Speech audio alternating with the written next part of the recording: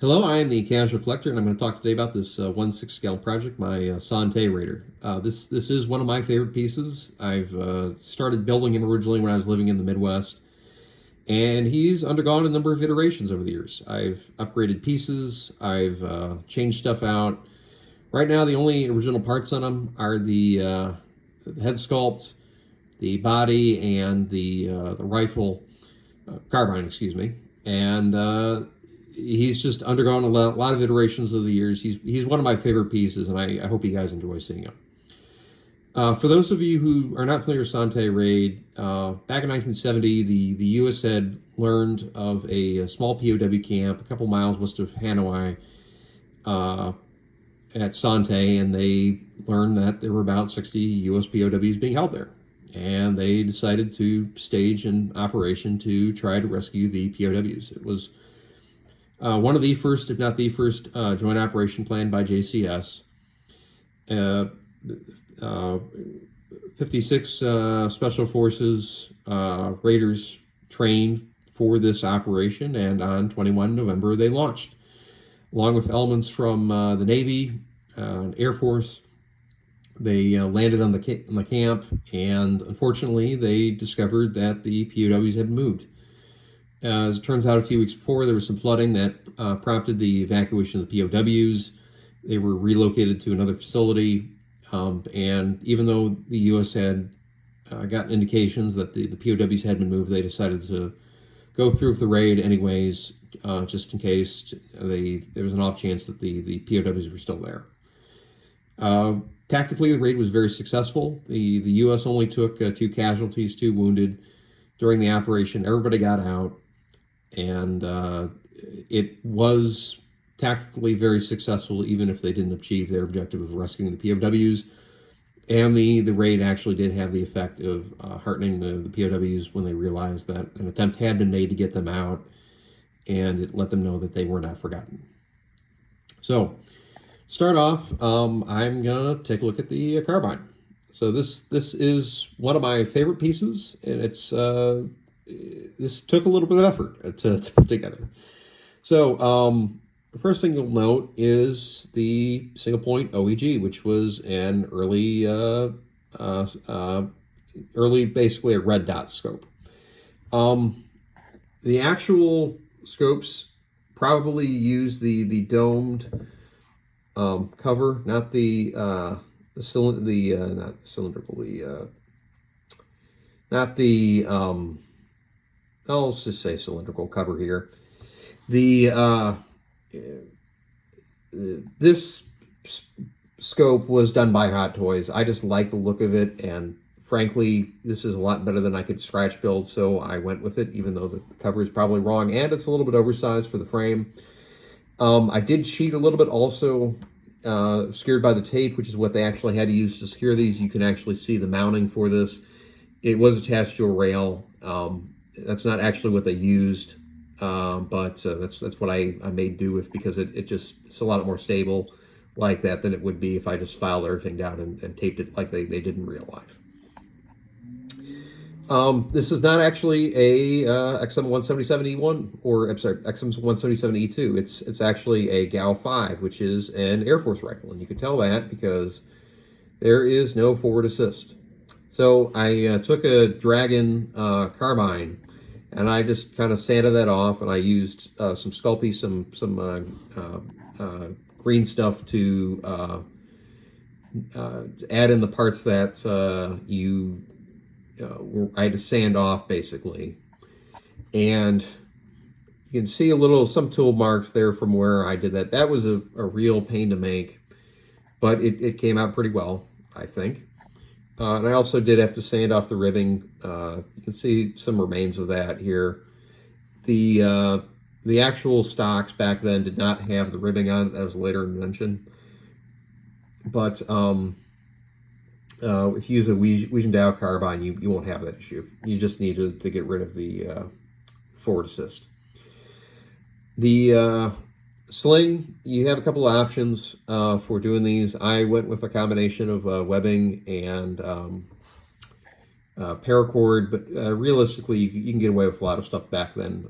Like an M1 sling or just a straight up paracord sling. They used a lot of odd stuff for that because they had a lot of freedom to what they could configure.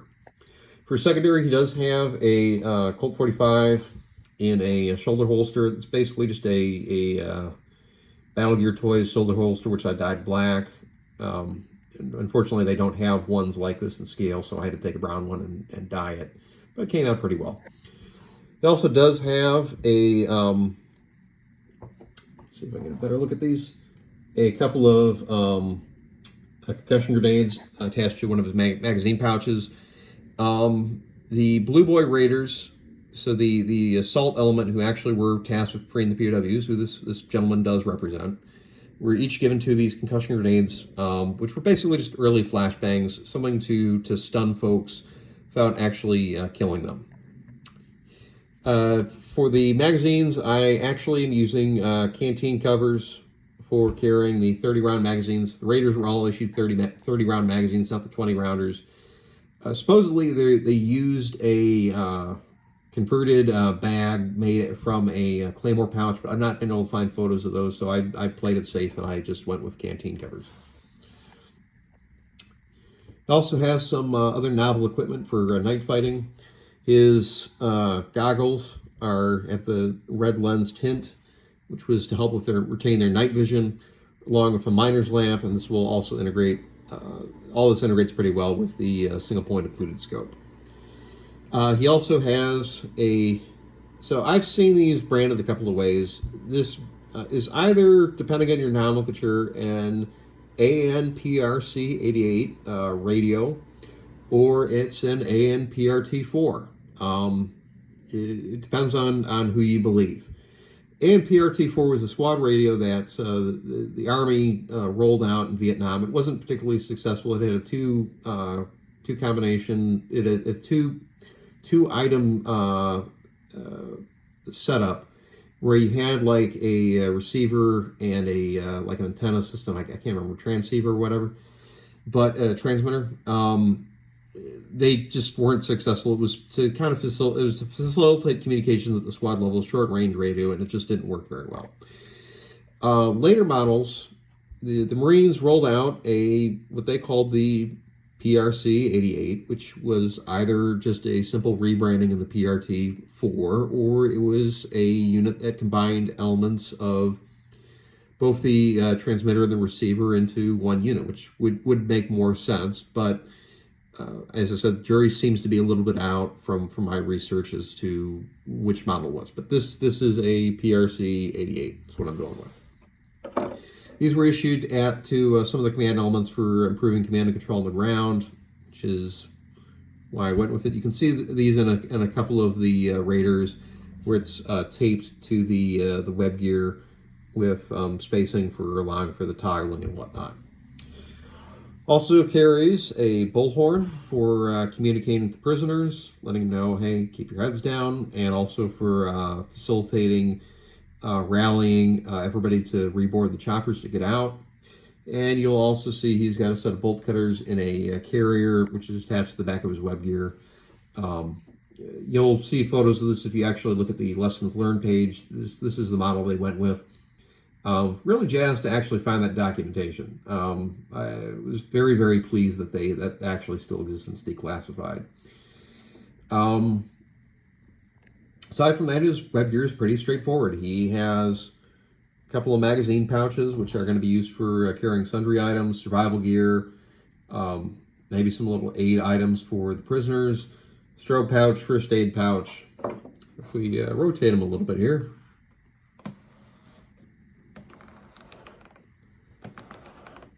we can also see his survival knife on his belt.